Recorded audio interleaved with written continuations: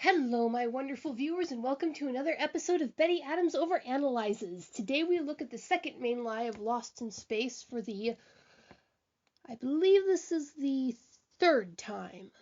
Alpha Centauri is a lie. Not to say that a human habitable planet in the Centauri system doesn't exist. The planet is there. 23 missions of Jupiter's, each with cattle and horses and people and sufficient greenhouse space to grow enough food for 8 people and last them for years, have left Earth for the New World. Oh, Alpha Centauri is real, very, very real, but the vision of it that exists in the dreams of the colonists isn't.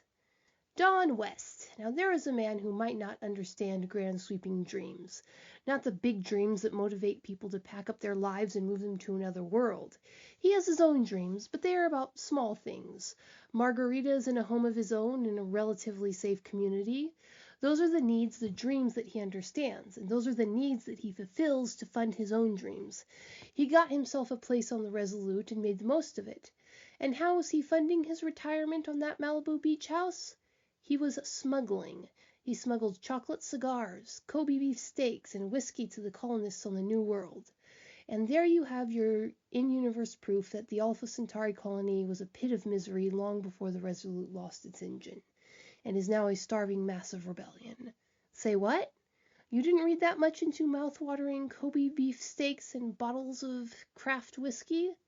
Well, friend, I do, and this is my analysis, so let's follow the sordid tale of chocolate and tears. Here we have our young hero Don West, a man with a strong back, a quick mind, and 2 skilled hands. He somehow passes the background check for the crew of the Resolute, and is pulling in the small fortune of the paycheck he was getting. So here we have one element, the charming smuggler. Then there's another element, the goods he smuggles. Then there are the third element, his clients on Alpha Centauri. Now, let's start with the third element. How did he meet these clients? Clearly, he would have met people on the trip over. He would have had weeks on the trip on the Resolute to talk to them, to figure out what they wanted, and figure out and arrange ways to get it to them. So that's fairly simple. But let's step back and take a look at the basic principles of trade. In a purely consensual trade, everybody wins because everyone values what they get more than they value the thing that they trade, that they give. If you have 2 pencils and I have 2 sheets of paper and we both want to write a letter, I will value your second pencil far more than I value my second piece of paper. My second piece of paper is as useless to me as your second pencil is to you. We trade, each exchanging something of lesser value for something of greater value, even though they probably have about the same value, ultimately, in materials and effort to create them.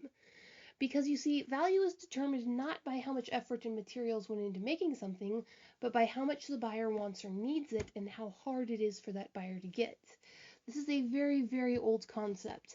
The famous Silk Road that connected the far east of Asia and the far west of Europe only existed because people in each land placed high value on something the other place had. Thousands upon thousands of Don West plied back and forth between the cities of the Middle Kingdom and the markets of Rome.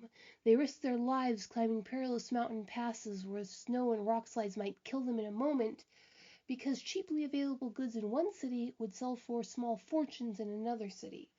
And our modern-day merchant must cross mountains far higher than the mere Himalayas. For our daring mechanical smuggler to make a profit, the things he trades have to be of astronomically more value on Alpha Centauri than on Earth. Of far, far more value, meaning the people on Alpha Centauri want them more and need them more. What he's trading in exchange is simply money, which in turn means that money probably has very, very little value on Alpha Centauri if the colonists on Alpha Centauri are so willing to give up so much of it for the luxuries that Don West trades. You see, this is a logical deduction because Don West Smuggling Incorporated has massive overhead. He has to get the mass of his goods off the earth. More importantly, he has to get them out of Earth. That's where the expensive part is going to be. And when doing that, every ounce counts. And every ounce does count, and the show has made no bones about this. In the second episode of the series, Judy looks at Penny in shock at the pack of Oreos that Penny is holding.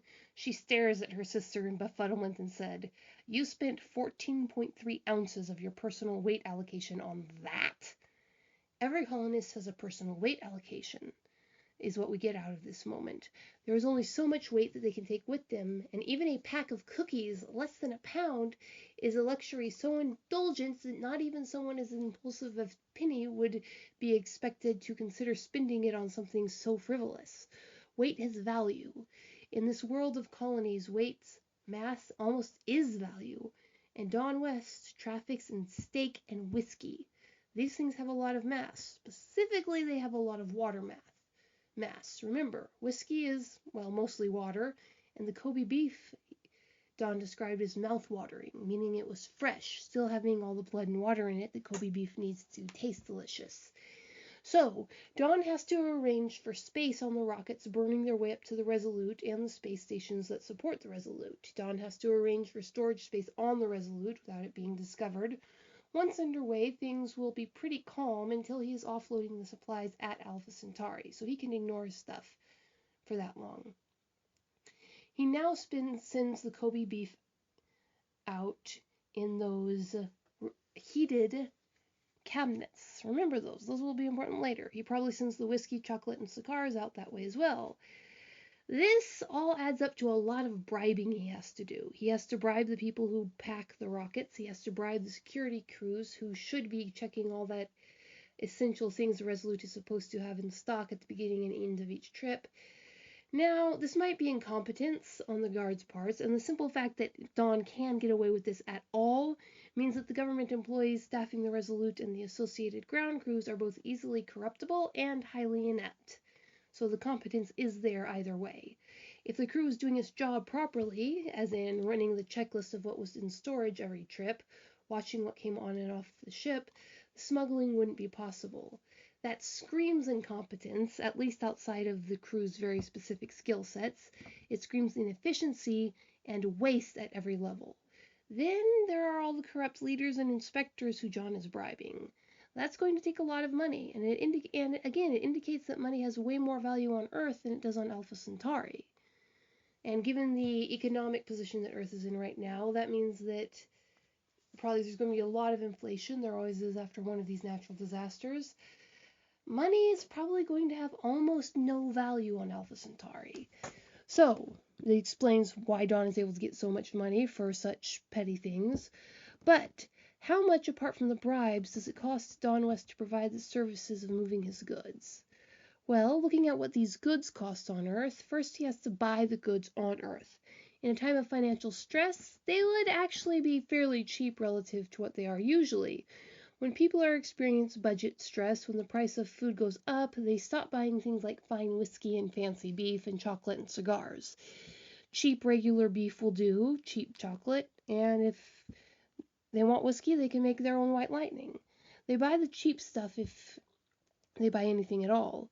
Don West's small fortune of a salary would easily cover the cost of all the material he could ship, and so the limiting factor is how much he can get on the Resolute.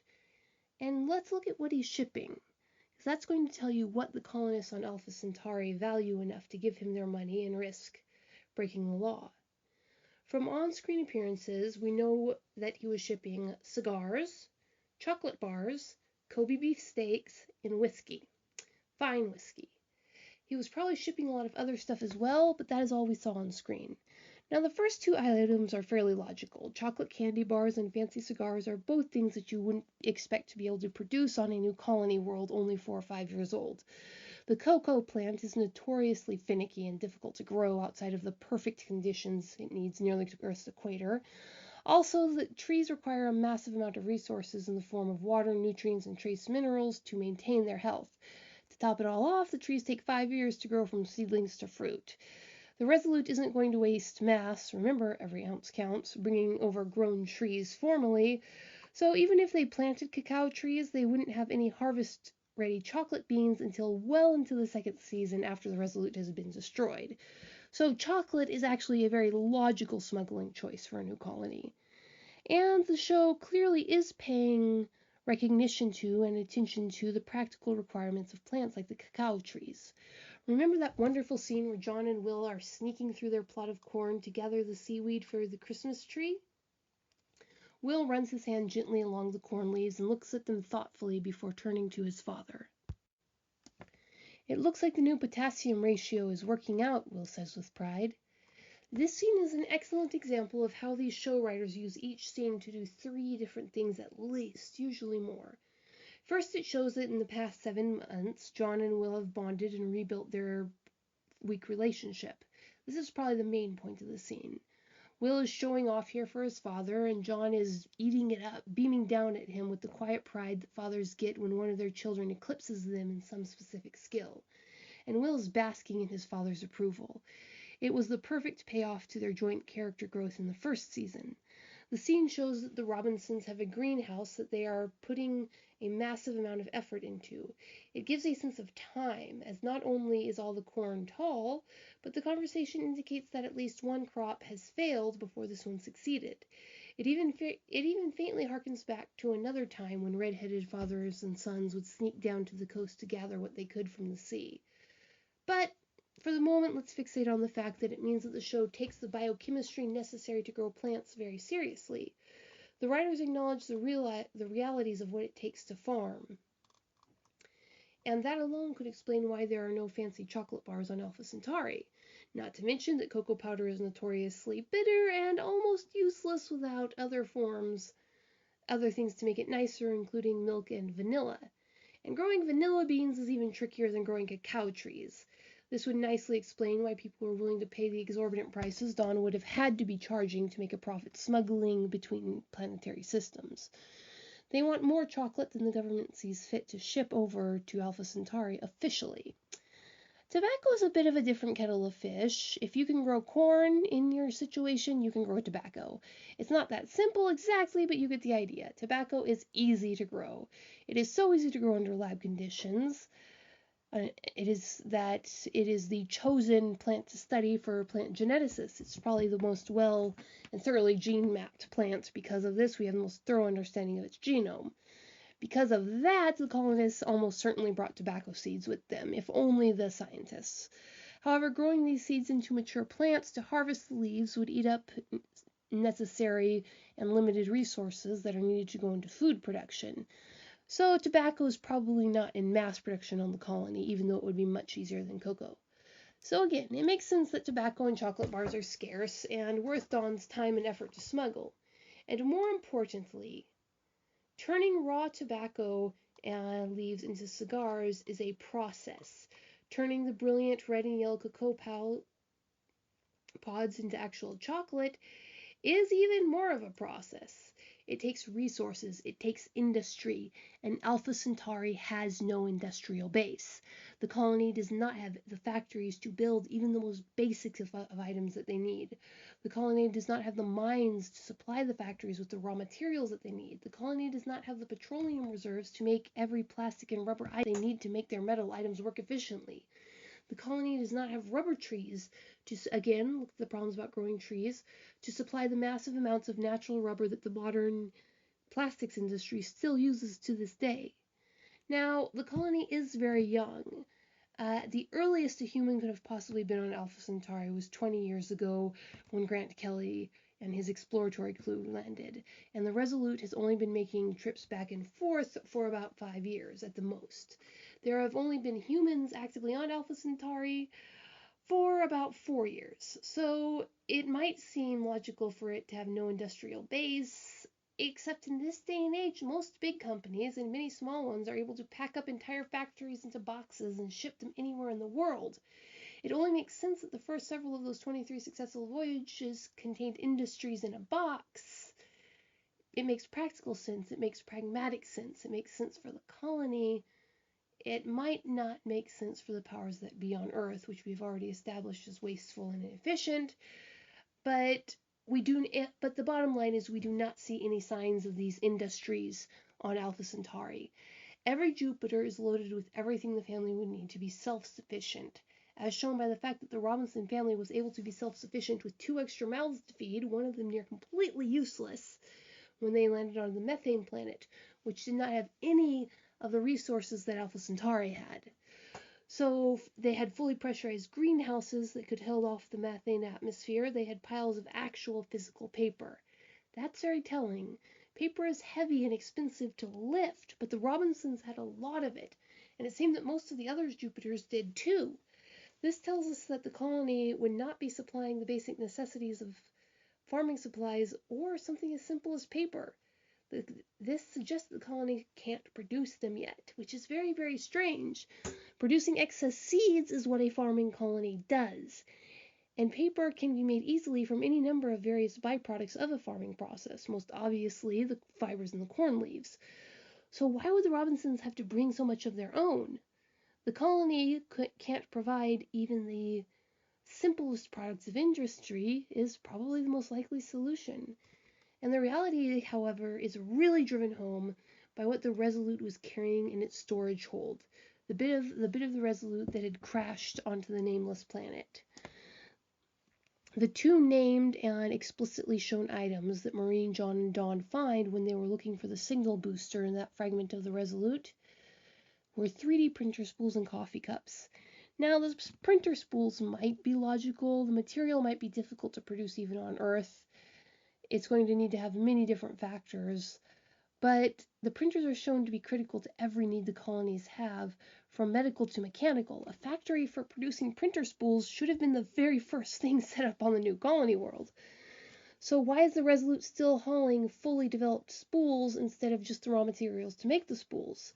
Why are they still hauling this 5 years into the colony's establishment? But even more telling is the coffee mugs. You see, every ounce counts, and coffee mugs are heavy. You can make a mug-shaped cup out of light material, but by the way the actors handle the cups, they're clearly full-on mugs. And the heaviness is a design feature. A mug needs to have that weight so it doesn't tip over when it gets bumped. It's meant for common use. So mugs are very, very expensive in terms of fuel transport, and mugs are bulky. They are not only expensive in weight, they are a non-collapsible storage container, so they waste a lot of space and volume. And weight and volume are the two most precious things on any ship, but especially a spaceship. Moreover, coffee mugs are perhaps the single easiest item to produce in a primitive factory, second only to bowls in ease of production. Even the printer on the Jupiter 2 could have spat them out by the dozens a day. Having printer spools and coffee mugs, which is such a simple shape for a printer spool to make in a storage room, is wastefulness of idiotic proportions. Or perhaps it could be something darker. Again, the governments on Earth are wasteful and controlling. You see, mugs are simple enough to make. Every child who has ever gotten their hands on clay or mud of any sort can and has made a passable mug. You don't need minerals to make clay. You just need the minerals, the soil, the heat, and maybe pressure. Every material needed to make mugs is already on Alpha Centauri. They could do it with their bare hands. There was no logical physical reason to have those mugs on the ship. So there was a reason the writers put them there. Now, the in-universe reason might be a very practical political one, but that's a question for another video. So, Alpha Centauri has no industrial base, for whatever reason. It has no factories to make its own goods, not even simple goods like cups and paper. The colony is relying on the Resolute to bring it these things from Earth, but the Resolute isn't coming anymore. The mystery of why Don West is able to charge high prices for his chocolate and cigars is solved, but what about the beef and whiskey? See, that is a different matter entirely. Every advertisement for the colony shows it as an agricultural paradise. There is plenty of sun, plenty of water, and plentiful plant life.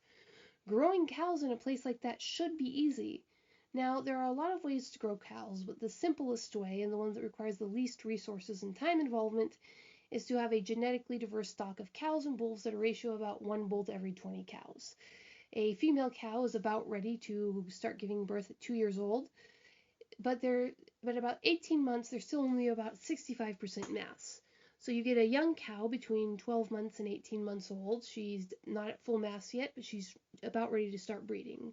You ship her over, plop her down on Alpha Centauri, let the bull out among the herds. The cows fatten up to full size and start pumping out baby cows as fast as possible.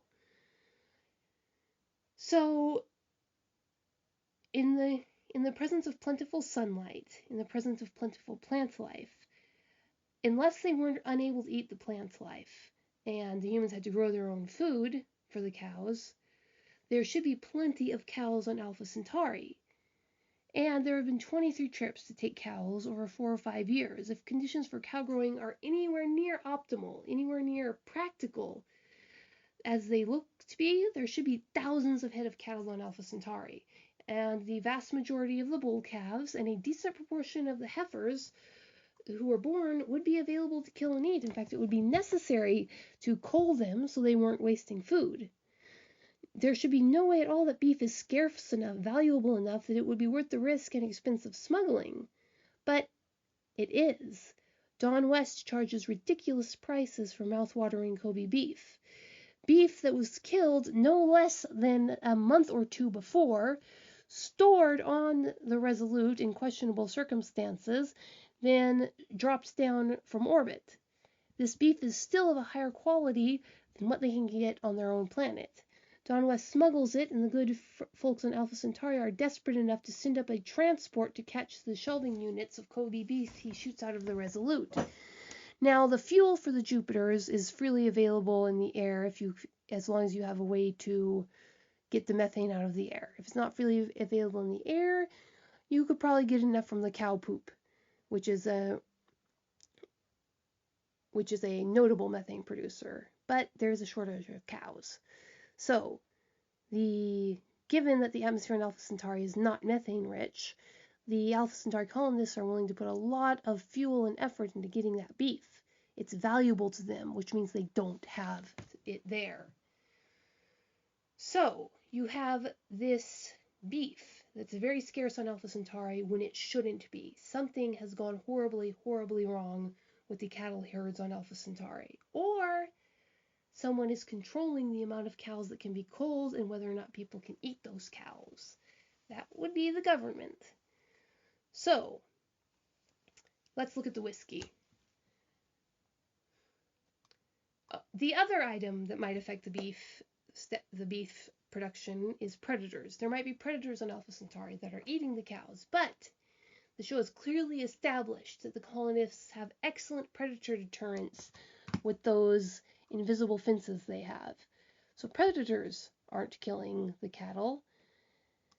It might have been a smaller thing, a parasite. Maybe a parasite got in and killed many of the herd. Maybe local predators were not big enough but tricky enough to get around the fences. Maybe the first generations of Earth cows were just too stressed by the change in gravity, solar radiation, and every other element of their lives to make baby cows at first, and it took a few years to get things going. I doubt this. The horses on Centauri looked fine, but it is just possible. That leaves the whiskey to consider. The heavy, bulky whiskey. And that, my friends, is the kicker. Whiskey is notoriously easy to make. Think back into the history of any nation you can.